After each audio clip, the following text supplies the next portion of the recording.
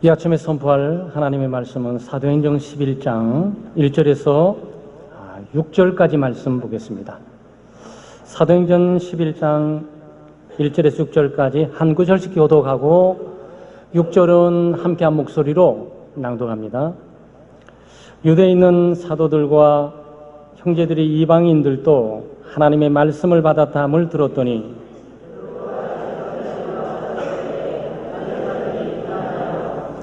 이르되 내가 무할례자의 집에 들어가 함께 먹었다 하니 이르되 내가 욥바시에서 기도할 때에 황홀한 중에 환상을 보니 큰 보자기 같은 그릇이 내 귀에 매어 하늘로부터 내려 내 앞까지 드리워지거늘 이것을 주목하여 보니 땅에 네 발 가진 것과 들짐승과 기는 것과 공중에 나는 것들이 보이더라. 아멘. 오늘은 막을 수 없는 하나님의 뜻이라는 제목으로 말씀을 나누겠습니다. 예수 믿는 사람들이 하나님의 뜻을 아는 것은 굉장히 귀하고 소중합니다. 하나님의 뜻은 한 개인을 향할 수도 있고 한 가정을 향할 수도 있고 그리고 한 교회 전체를 향할 수도 있고 심지어 한 국가, 한 민족을 향할 수도 있습니다. 고넬료 집의 사건들은 단순히 한 사람이 아니고 한 가족 전체를 향한 하나님의 뜻을 볼 수 있는 사건입니다. 하나님은 유대인의 하나님만이 아니고 이방인의 하나님도 되신다. 이걸 우리에게 적용하면 하나님은 교회 예수 믿는 사람들의 하나님도 되시지만 예수 믿지 않는 사람들, 교회 밖에 있는 사람들의 하나님도 되신다 라는 그런 하나님의 거룩한 뜻을 우리가 알게 되는 겁니다. 하나님의 뜻은 선택된 사람들을 향한 것뿐만 아니고 선택되지 않는 사람들을 향하기도 합니다. 그 예수 믿는 사람들 집 가운데 남편이 예수 믿고 아내도 예수 믿고 또 자녀가 예수 믿지 않는 경우 부모, 예수 믿는 부모에게만 하나님의 뜻이 있는 것이 아니고 예수 믿지 않는 우리 자녀들에게도 하나님의 뜻이 있습니다. 그런데 오늘 특징들은 이 하나님의 뜻이 거침이 없이 진행된다는 거죠. 하나님의 뜻은 어느 누구도 막을 수가 없습니다. 하나님의 뜻은 기필코 이루어집니다. 세상의 어떤 사람이나 어떤 권세자나 어떤 세력이나 어떤 집단도 개인뿐만 아니고 교회와 국가를 향한 하나님의 뜻을 막을 수가 없습니다. 하나님이 한번 하시고자 하면 하시는 거거든요. 하나님이 한번 구원하시고자 하면 구원하시는 거예요. 아무리 강팍한 마음을 갖고 있고 완악한 마음을 갖고 있고 하나님의 뜻을 거스리고 하나님의 뜻을 배역하고 하나님이라 그러면 치를 떨고 교회라 그러면 치를 떨고 예수 믿는 거라 그러면 목숨보다도 목숨을 아끼지 않고 막아버리고 노력하지만 기필코 예수 믿게 되는 거예요. 하나님의 선택에서 예수 믿게 하기로 작정된 사람은 믿을 수밖에 없고 믿게 되는 겁니다. 세상에 어느 누가 막아도 막을 수가 없는 거죠. 오늘 고넬료 집 사건들이 그거예요. 로마 사람, 이방인들 가운데 로마 사람, 팔레스타인 유대인들, 하나님의 백성들을 침공하고 침략하고 찬탈한 이 사람, 또 로마의 군인인 사람, 로마의 군인 가운데서 장교인 이 사람이 어떻게 구원 얻을 수가 있겠어요? 그런데 구원 얻는 사건들을 본문에 있지 않습니까? 누가 하는 겁니까? 베드로가 하는 겁니까? 고넬료 자신이 예수 믿기로 작정돼서 예수 믿는 겁니까? 아니에요. 타락하고 오염된 죄인은 예수 그리스도를 믿을 수가 없습니다. 타락한 오염된 죄인은 하나님을 알 수가 없습니다. 타락하고 오염된 죄인은 결코 믿음을 가질 수가 없어요. 만약 믿음을 갖고 있다면 하나님이 역사하신 거예요. 성령께서 역사하셔서 믿음을 주시니까 믿게 되는 거죠. 고넬료가 하나님을 선택한 것이 아니고 하나님이 고넬료를 선택한 거예요. 보내려고 하나님을 믿은 것이 아니고 하나님이 믿게 하시니까, 믿을 수 있는 믿음을 주니까 믿게 된 거죠. 이방 선교는 하나님을 향한 뜻입니다. 유대인만 구원 얻도록 되어 있는 것이 아니고 모든 민족, 모든 인종 가운데 있는 선택된 하나님의 백성들은 구원받도록 되어 있어요. 이방일지라도 선택된 하나님의 백성들은 하나님의 뜻 가운데 있기 때문에 기필코 예수 믿게 하죠. 뭐 질병 걸리게 하든지, 사업의 실패를 들게 하든지, 아니면 큰 재난을 만나게 되든지, 아니면 인생의 큰 위기를 만나게 되든지, 그렇게 조롱하고 비웃고 업신여기던 하나님, 그 기독교, 그 예수 그리스도를 믿을 수밖에 없게 되는 거죠. 그게 하나님의 역사예요. 주권적인 하나님의 역사는 불가항력적입니다. 예수 믿기로 작정된 사람 하나님께서 부르시게 될 때 어느 누구도 믿지 않을 수가 없고 그 믿음을 거부할 수가 없어요. 그래서 하나님의 뜻은 막을 수 없어요. 하나님 오늘 여러분에게 은혜를 주시고자 하나요? 은혜를 주시고자 하고 마음 먹으시면 은혜를 거부할 방법이 없어요. 은혜는 여러분이 받고 싶어서 받고 안 받고 싶어서 안 받을 수 있는 것이 아니에요. 하나님이 은혜 주기로 작정하게 되면 반드시 은혜 받게 돼 있어요. 하나님이 복을 주시기로 작정돼 있으면 복을 받지 않을 수가 없어요. 하나님이 내 마음에 들어오셔서 내 삶을 변화시키기로 하나님께서 뜻하시고 결정하시고 작정하시면 어느 누구도 바꿔지지 않을 수가 없습니다. 하나님의 뜻은 기필코 이루어지는 겁니다. 아마 여러분이 기독교 역사 가운데 잘 보게 되죠. 예수님이 이 땅에 오셔가지고 하나님의 뜻을 행하시면서 영혼을 구원하기 위해서 병든 자를 치유하시고 귀신을 추방하고 또 심지어 죽은 자를 살리고 태풍이 몰아치는 것, 태풍마저도 하나님이 잔잔케 하라 그러면 태풍이 하나님의 뜻을 거부할 수가 없어요. 자연 현상이 얼마나 놀랍고 무서워도 하나님께서 막으시면 막히는 거예요. 하나님께서 홍해를 가기로 작정하시면 그 바다가 갈라지는 거죠. 하나님께서 성을 무너뜨리기로 작정하시면 그냥 서너 바퀴 돌기만 하면 성이 무너지게 되어 있는 겁니다. 예수님이 십자가에 못 박혀 죽으셨어요. 누가 죽였죠? 네, 로마 총독, 로마의 군인들, 유대 종교 지도자들이 기득권을 가지고 예수님이 기적을 행하시고 능력을 행하신 것들을 막을 수는 없었어요. 그 십자가 못 박혀 죽였습니다. 다 끝난 것처럼 보여요. 자기들이 승리한 것처럼 보입니다. 자기들의 계획대로, 자기들의 뜻대로, 자기들의 정치적인 목적대로 다 이루어진 것처럼 보여요.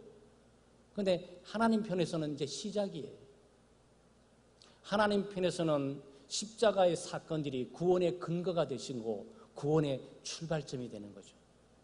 예수님이 십자가 못 박혀 돌아가신 이후에 모든 죄의 죄값을 다 청산하고 난 이후에 구원을 완성하시고 난 이후에 우리의 죄값을 다 지불하고 우리의 저주와 형벌을 다 갚으신 이후에 성령께서 역사하셔서 선택된 수많은 영혼들을 부르심으로 그들이 예수 그리스도를 믿음으로 십자가의 사건을 믿음으로 그들이 죄의 용서를 받고 구원을 받았어요. 하나님의 뜻은 막을 수가 없어요. 예수님을 십자가에 못 박혀 돌아가시겠다 그래가지고 하나님 일이 중단되는 것이 아니고 오히려 하나님이 더 강하게, 더 힘있게, 능력있게 진행되는 거죠. 아마 사도들뿐만 아니고 예수님의 제자들 그리고 초대교회가 얼마나 핍박과 박해를 받았습니까? 예수님을 전한다고, 복음을 전한다고, 하나님의 나라를 전한다고 박해하고 핍박하기도 하고 심지어 죽이기도 했어요. 재산을 약탈하고 그냥 뺏어버리기도 하고. 하나님 일이 중단됐습니까? 아니요. 하나님 일은 여전히 진행돼 가고 있는 거예요. 박해 가운데, 시련 가운데, 고난 가운데, 죽음 가운데 하나님의 뜻은 여전히 진행됩니다. 막을 수가 없어요. 로마의 수많은 황제들이 기독교를 박멸하기 위해서 정치적으로 압제하고 서울 기독교인이라는 이름만으로 다 죽이고자 노력했지만 로마 제국이 없어지면 없어졌지 기독교인들은 없어지지 않아요. 이게 무엇입니까? 이게 하나님의 하시는 일들이고 막을 수 없는 하나님의 뜻을 우리가 보게 되는 거예요. 사랑하는 여러분, 여러분에 관한 하나님의 뜻을 알고 계십니까? 막으시면 안 돼. 거부하시면 안 돼. 하나님의 뜻을 막는다고 해서, 거부한다고 해서, 배격한다고 해서 하나님의 뜻이 중단되는 것이 아니고, 내가 안 하면 하나님이 다른 사람을 통해서 하시는 거지. 우리 가정이 안 하면 다른 가정을 통해서 하시는 거죠. 우리 부서가 안 하면 하나님의 일이 끝났구나. 아니요, 다른 부서가 해요. 하나님이 다른 부서로 사용하는 거죠. 세계 선교뿐만 아니고 이방 선교와 복음 전도, 영혼을 주님께로 인도하는 일들, 교회가 안 하면 어떤 일이 생길까요? 교회가 부흥 안 되지, 교회가 왜 성장 안 되지, 기독교가 왜 이렇게 차갑고 냉랭하지, 왜 이렇게 힘이 없지, 기독교는 틀렸어. 아니요, 다른 교회를 통해서 해요. 내가 안 한다 그래가지고 하나님의 뜻이 중단되고, 내가 거부하고 거역한다 그래가지고 하나님의 일들이 뒤로 지체되거나 머물러 있지를 않습니다. 사랑하는 여러분, 개인적인 하나님의 뜻과 부서적인 하나님의 뜻과 교회 공동체적인 하나님의 뜻을 잘 보시기를 바라고요. 그 뜻이 조금이라도 비춰지게 되면, 조금이라도 감동으로 다가오게 되면, 조금이라도 양심의 호소리 이렇게 다가오게 되면 따르셔야 돼. 막으실 수 없어요. 막는다 해가지고, 내가 지체한다 해가지고, 머뭇거린다 그래가지고, 그걸 피한다 그래가지고 하나님의 뜻이 멈춰져 있는 것이 아니고, 나를 통해서 다른 사람이 하는 거죠. 하나님의 뜻에 동참해서 예수 믿고 구원받는 거 얼마나 감사합니까? 예수 믿고 구원받고 진리를 알고 삶의 의미와 목적을 알고 사는 게 얼마나 복된 일입니까? 그런데 여기다가 하나님께서 나를 향해 뜻을 두시고 하나님께서 우리 가정을 향해 뜻을 두시면서 내가 좀 의심스러울지라도 그 뜻을 따라 실행하게 되면 하나님의 동력자가 되는 거죠. 하나님의 일에 가담하게 되는 거죠. 보이지 않는 것들을 투자해서 보이지 않는 영원한 것들을 거두게 되는 열매를 맺게 되는 겁니다. 사랑하는 여러분, 하나님의 뜻은 중단될 수 없고 막을 수 없고 멈출 수가 없어요. 하나님의 뜻은 복음 사역을 통해서 선택된 영혼을 부르는 겁니다. 많은 하나님의 뜻이 있지만 영혼 구원하는 것이 하나님의 뜻이에요. 잃어버린 영혼들이 주님께 돌아오는 게 하나님의 뜻이에요. 선택된 무수한 사람들이 많이 있지만 그 무수한 사람을 불러 모으는 것은 바로 우리의 몫입니다. 하나님의 뜻에 순종해 막을 수 없는 것이라면 흐름을 타고 가야죠. 그래서 우리 파도 얘기 종종 하지 않습니까? 이 파도가 오게 될 때 파도를 거스르면 안 돼요. 은혜가 오게 될 때 은혜를 피하거나 거스르면 안 돼요. 하나님이 나에게 임하게 될 때 그것을 거스르면 안 돼요. 어떡하죠? 네, 파도를 타야죠. 파도를 타고 가셔야 돼요. 은혜의 파도를 타고 가는 우리 성도들 되시기를 주의 이름으로 축원합니다. 하나님의 뜻의 파도를 타고 가는 성도들 되시기를 주의 이름으로 축원합니다. 하나님의 뜻은 적합한 사람을 통하여 이루어집니다. 하나님의 뜻은 사람을 통해서 일하세요. 하나님은 전능하신 분이십니다. 하나님은 능력이 있는 분이세요. 때때로 하나님은 우리를 필요하지 않을 수도 있는 분이세요. 여러분, 오늘 베드로 사도를 통해서 고넬료 가정을 주님께로 인도합니다. 굳이 그럴 필요가 있을까?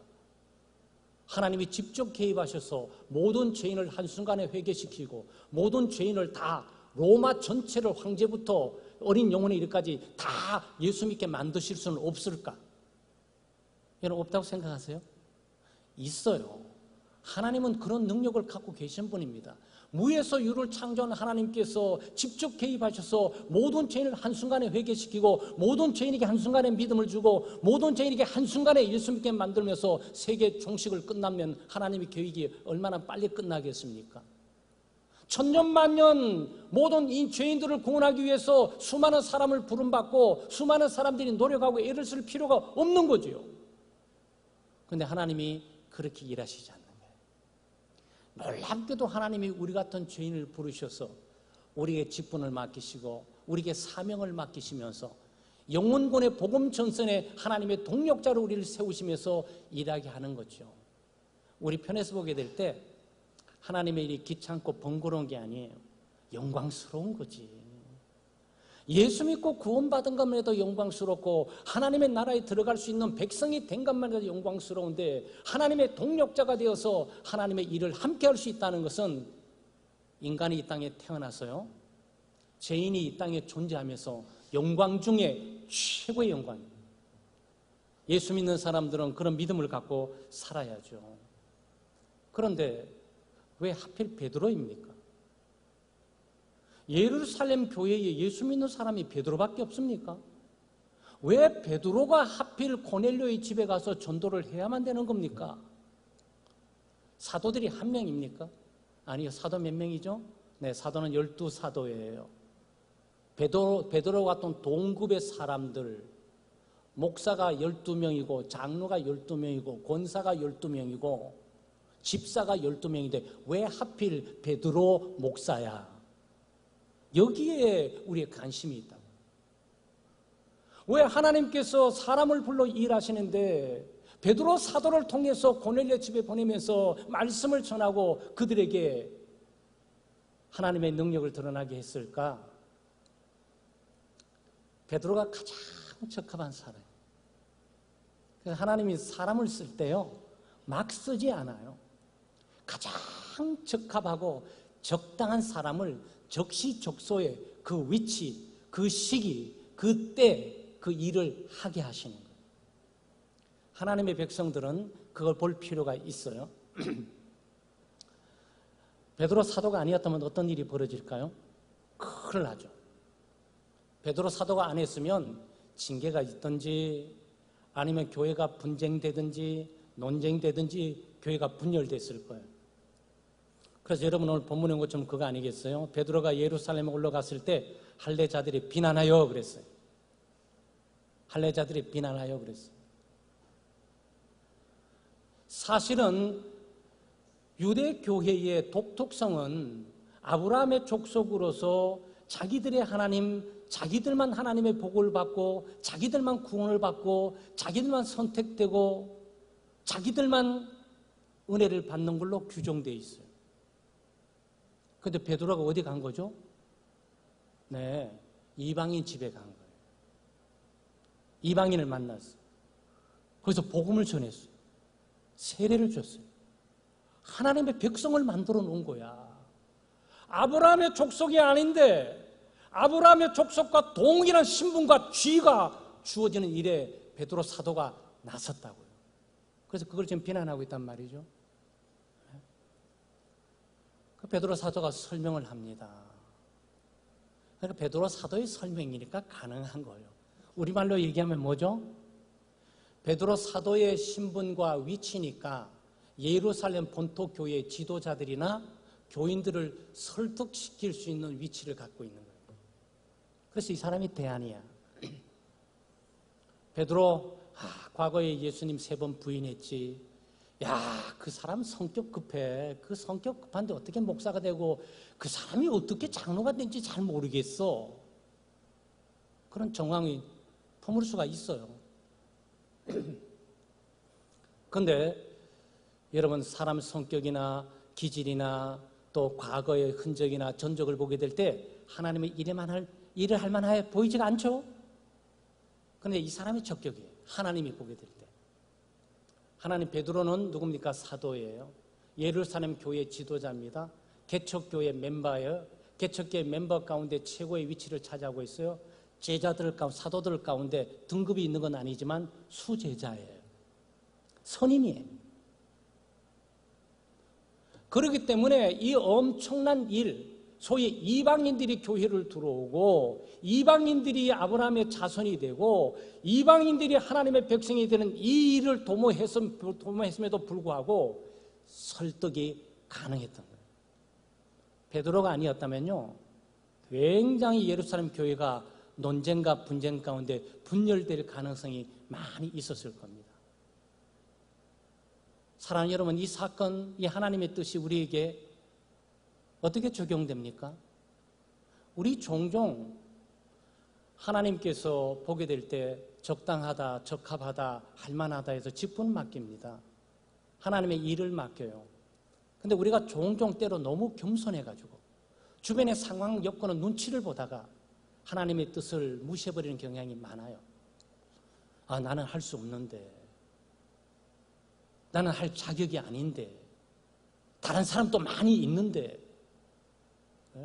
이거 하고 난 다음에 혹시나 오해를 받아가지고 2권 사고 5권 사고 또 이 장로님한테 이거 혹시 잘못 보이게 되는 게 아니냐?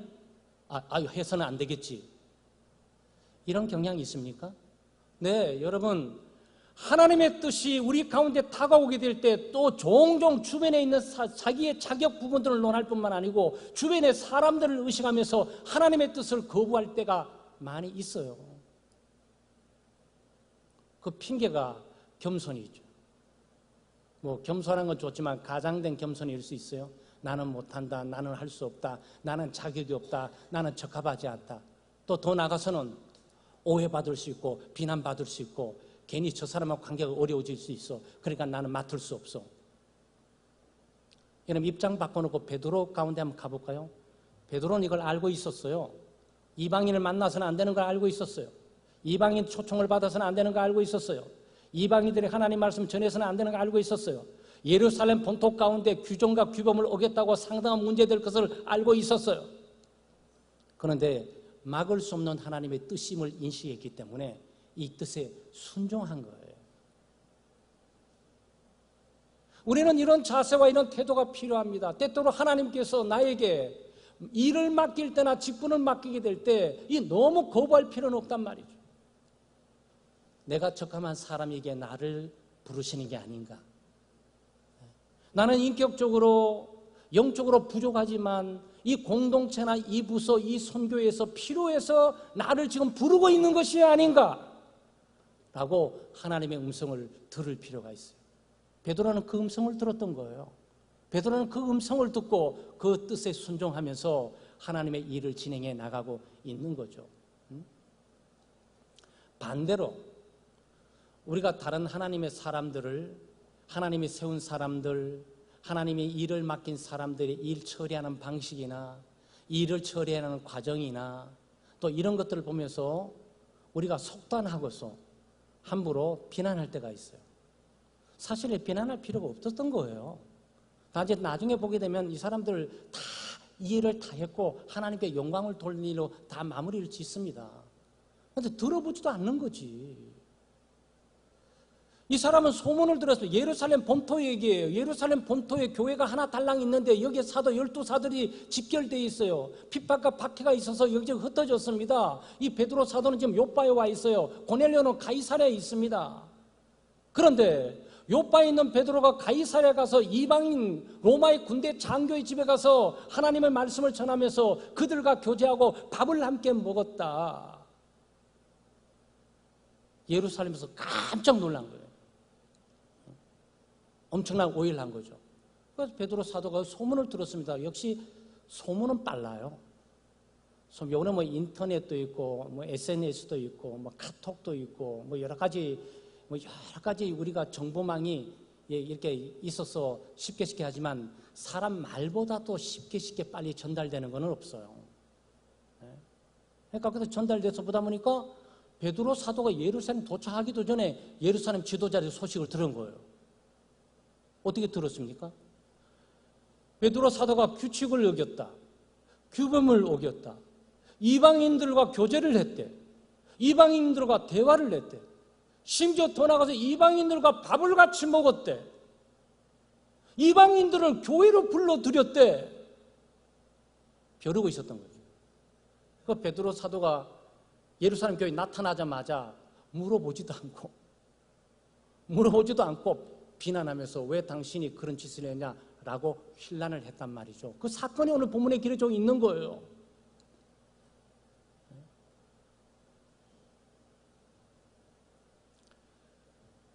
베드로 사도가 어떻게 극복합니까? 설명을 합니다. 설명을. 4절 말씀에 베드로가 그들에게 이 일을 차례로 설명하여 그랬어요. 그래서 기독교적인 신앙생활하면서 교회 신앙생활하면서 오해로 말미암아서 서로가 논쟁과 분쟁 가운데 있을 때가 많이 있을 수 있어요. 그러니까 우리 믿음의 사람들은 하나님께서 자기를 부르시는 적합하다고 하는 그 하나님의 뜻을 받아들일 수 있는 열린 마음도 필요하고, 내 마음에 들지는 않지만 내가 싫어하는 사람이지만 저 장소에 저 직분하고 저 일을 하게 될 때 나는 잘 모르겠는데, 나는 싫은데 하나님의 공동체 전체에 또는 우리 부서 전체에 적합한 사람이라고 결정해서 세웠는가 보다, 이런 자세가 우리에게 필요하다는 거예요. 그러니까 이런 오해를 받게 될 때 사실은 베드로 사도는 차례대로 설명합니다. 차례대로 설명한다는 것은 순서대로 설명하는 거예요. 네. 너무 흥분하실 필요 없어요. 오해받는다 그래가지고 낙심하고 실망할 필요도 없고, 야, 내가 이렇게 했는데 이렇게 서운하게 돼, 이러실 필요도 없어요. 상세하게 차례대로 질서 있게 흥분을 가라앉히고 감정을 좀 가라앉히고 있는 질서 정연하게 이랬던 얘기들을 말할 필요가 있는 거죠. 그러므로 분쟁을 극복하는 거고 논쟁을 극복하는 거고, 거기에 하나님의 뜻을 서로 볼 수가 있게 되는 겁니다. 하나님의 뜻을 행함에 있어서 우리가 오해를 받을 수 있어요. 우리가 하나님의 뜻을 행하든지 하나님의 일을 행하면서 잘못된 개념을 갖고 있으면 안 됩니다. 하나님의 뜻이니까, 하나님의 일이니까 모든 사람이 다 박수치고 환영하고, 하나님의 일을 하는 것이니까 모든 게 다 만사형통 순조롭게 잘 돼가리라고 생각해서는 안 돼요. 오히려 하나님의 뜻이니까 또 방해가 많죠. 사탄도 있고 육신이 또 있고 세상도 있고, 하나님의 일을 방해하고 거부하는 세력들이, 어둠의 세력들이 세상에 꽉 차 있지 않겠습니까? 하나님의 일을 하면 더 어려울 수 있고, 하나님의 일을 하면 더 힘들 수가 있고, 하나님의 뜻을 행하게 되면 더 많은 방해를 받으실 수가 있어요. 베드로 사도는 이것을 잘 극복하고 있습니다. 베드로 사도가 참 많이 섭섭하고 시험에 들 수 있어요. 우리로 치면은 교회 안 나올 수 있습니다. 이 집은 2019년도 때려쳐버려야지, 알아주지도 않는 거, 이러실 수 있어요. 지금 베드로 사도가 한 게 뭡니까? 고넬료 가정을 구원한 거예요. 잃어버린 영혼에게 예수 그리스도를 전해서 전도를 해가지고 예수 믿게 만들고 교회를 인도했단 말이죠. 그것도 한 명도 아니고 한 가족 전체를. 여러분, 한 명 전도하기도 어렵잖아요. 한 가족 전체를 다 전도한다? 이거는 기적 같은 일이에요. 그리고 온 교회는 뭡니까? 이런 일이 있긴 박수를 치고 환영하면서 베드로 사도를 흥분해 가지고 기다리면서 환영 잔치를 열고, 베드로 사도 들어올 때마다 박수를 치면서 베드로 사도 짱 대단합니다, 전도 올해 전도 왕 딱 이렇게 하면서 해야 되잖아요. 너무 부럽습니다. 정말 우리도 똑같은 사도지만 우리가 못했는 일들을 당신이 그렇게 하다니 참 놀랐습니다. 규칙과 규범들이 있는데 그것을 초월한 하나님의 뜻들을 발견하고 해내다니 대단한 믿음이고 신앙의 소유자입니다. 바로 이런 분이 우리 예루살렘 교회의 수장이라는 게 자랑스럽습니다. 이렇게 해야 되잖아요. 들어오자마자 당신 말이야, 똑바로 해, 당신 사도야, 비난했단 말이에요. 이게 뭐지 지금? 아마 베드로 사도는 이게 지금 뭐지? 왜 교인들이, 지도자들이 알지도 못하고 소리부터 지르면서 흥분해가지고 지금 이런 상황을 가는 거야. 그럼 여기 베드로 사도 옛날 성격 나오면 어떻게 되는 거죠? 에이 때려치고내서 휙 나갔었죠. 베드로 사도는 그런 능력이 그럴 수 있는 사람이에요. 근데 성품이 즉흥적이고 말이죠. 그런데 지금 차례대로 설명을 쫙 한단 말이죠. 설명, 이거 여러분들이 오해했다. 나도 사실은 의심을 많이 했다. 여기 지금 14절에 나오지 않습니까? 14절 말씀에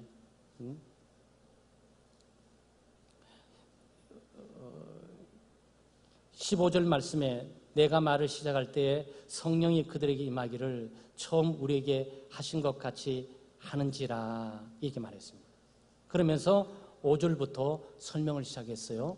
이 설명을 성령이 성령이 얘기했다. 나도 의심했다라는 거죠. 지금 여기 15절 말씀이 뭡니까? 내가 14절 15절 말씀에 그가 너와 내 온 집이 구원을 말씀을 내게 이르라 함을 보았다 하거늘 내가 말을 시작할 때 성령이 그들에게 임하기를 처음 우리에게 하신 것 같이 하는지라 이렇게 얘기를 했습니다. 베드로 사도는 지금 설명을 차례대로 하고 있어요. 내가 기도하고 있었다. 기도하니까 성령께서 임하셔서 네 발 달린 짐승이라든지 기는 것이라든지 또 거기에 나는 새들에 보여주더라. 그거 먹으라 그러더라. 그래서 내가 생각했지. 당신들이 생각하는 것처럼 이건 네 발 달린 짐승들 또 기는 거 이거 율법과 이것은 모세오경에 이거는 부정하다 그랬던 건데 그래서 내가 부정해서 난 못 먹는다 그랬다. 근데 하나님께서 계속적으로 먹어라. 내가 깨끗하게 했다고 하는데 왜 네가 먹지 않냐. 이거 3번이라 그랬다. 나도 당신들이 나를 의심하는 것처럼 나도 지금 그 사건을 의심하면서 계속적으로 있었다. 그런데 성령께서 내게 말씀하시더라. 내 마음대로 내 생각대로 규칙을 어기면서 내가 고넬료 집에 간 게 아니다. 내가 그들과 막 먹고 싶어서 먹으러 간 것도 아니고 잔치집에 내가 배고파서 간 것도 아니다. 내가 그들을 또 전도하고 싶어가지고 이방인들을 전도해 보려고 노력했던 것도 아니다. 나도 당신들처럼 이방인들을 싫어하고 그 사람들에게 접근해서는 안 된다는 걸 알고 그 사람들하고 교제해서는 안 된다는 걸 알고 식사해서는 안 된다는 걸 너무나 잘 알고 나 지켜왔지. 그런데 성령께서 내게 얘기하더라. 하나님이 내게 얘기하는데 누가 막을 수가 있냐. 하나님께서 내 삶을 인도하시고 하나님이 내 삶을 보여주고 계시는 게 아니냐.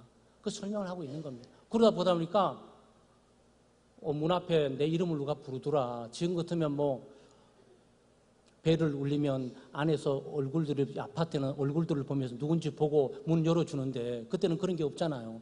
그러니까 누가 내 이름을 부르지 내가 문을 열었다. 문을 열고 보니 이방인들이더라. 나는 이방인을 만나고 싶지도 않고 대하고 싶지도 않은데 이방인을 얼굴을 보고야 말았다. 나도 모르게. 만나보니 이방인들이더라. 근데 이 사람이 당신이 베드로냐라고 말을 걸더라. 근데 내가 휙 뿌리치면서 문 닫아버리고 확 들어올 수가 있냐? 그래서 내가 베드로라고 대답을 하게 되니까 자기 주인이 가이사랴에 있는데 당신과 똑같이 기도하다가 환상을 봤는데 당신이 요빠 있으니까 불러서 하나님의 구원의 말씀을 전해달라고 초청하라고 하나님이 말씀하셨다고 하더라. 그래서 우리가 신부는 왔다 이러더라.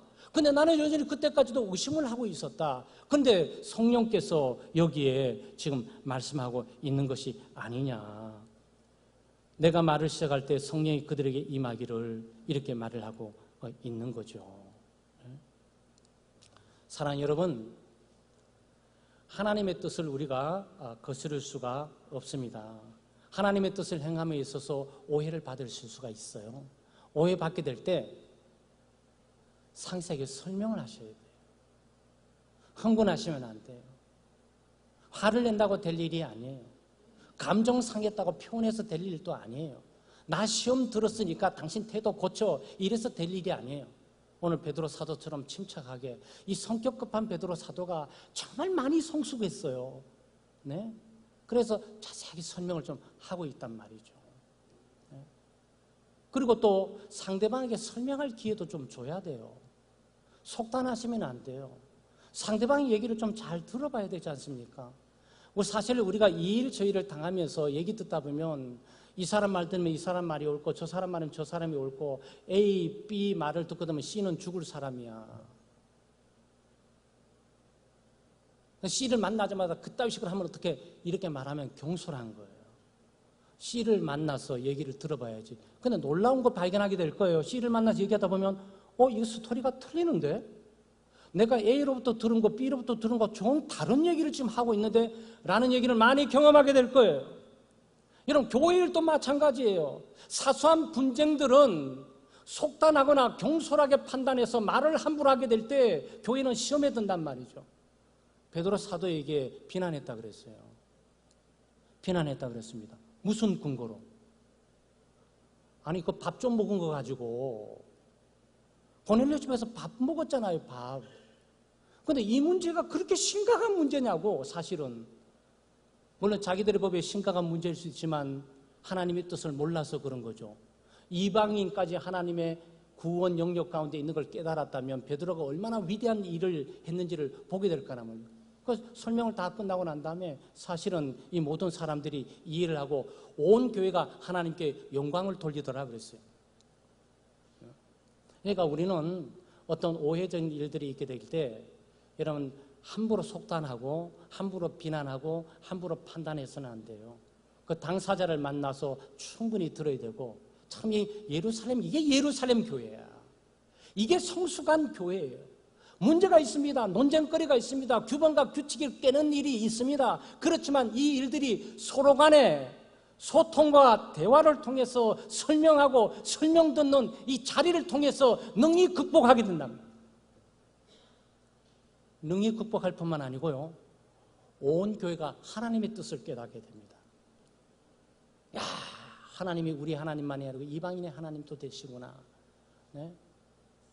이방인들도 하나님의 백성이 되고 이방인들도 구원받을 수 있고 그들도 예수 그리스도를 믿을 수가 있고 그들도 세례를 받을 수도 있고 그들도 하나님의 교회에 우리와 지체가 될 수가 있는 거구나라고 깨닫게 되는 거죠. 그럼 어떤 일이 일어날까요? 이제는 베드로 혼자 일하는 것이 아니고 예루살렘 교회 전체가 일을 하게 되는 거예요.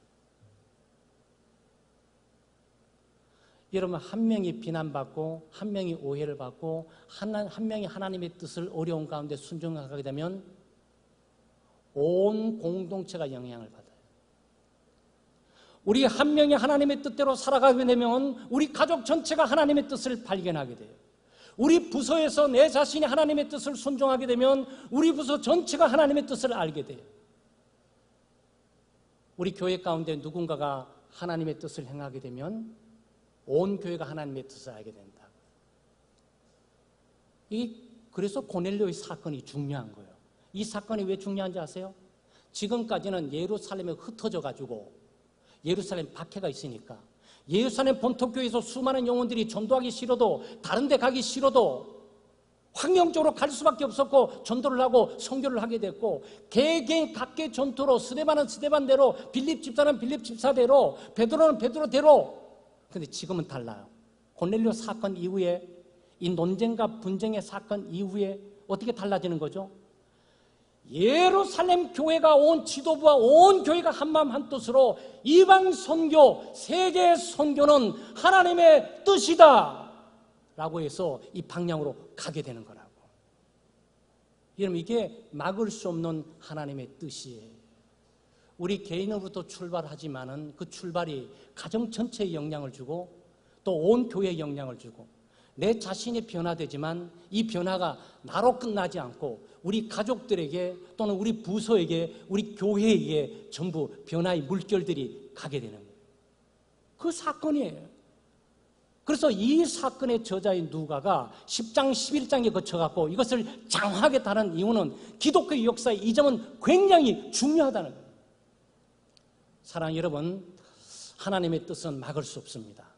우리를 향한, 가정을 향한, 교회를 향한 하나님의 뜻은 막을 수 없어요.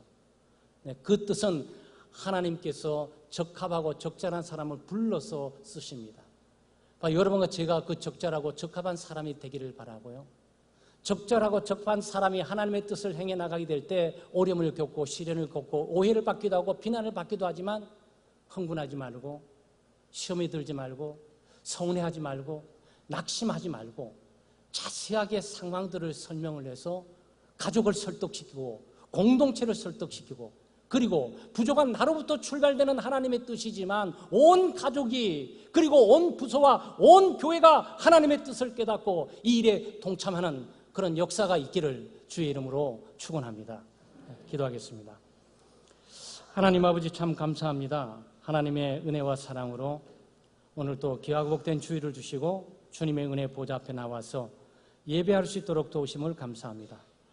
막을 수 없는 하나님의 뜻임을 우리가 확신하고, 또 그 뜻이 우리 각자를 통해서 가정과 교회, 부서에 이루어짐을 우리가 보게 되었고, 또 이 뜻을 행해 나갈 때는 많은 어려움과 오해와 비난이 예상되는데 이것들을 늘 예상하고 감지하고 또 믿음으로 굳게 서 하나님의 뜻에 순종해 부족한 나를 통해서 가족이, 부족한 나를 통해서 우리의 부서와 우리의 교회가 변화되고 하나님의 뜻을 알게 하는 그런 역사가 있게 해 주시옵소서. 감사드리며 예수님의 이름으로 기도드리옵나이다. 아멘.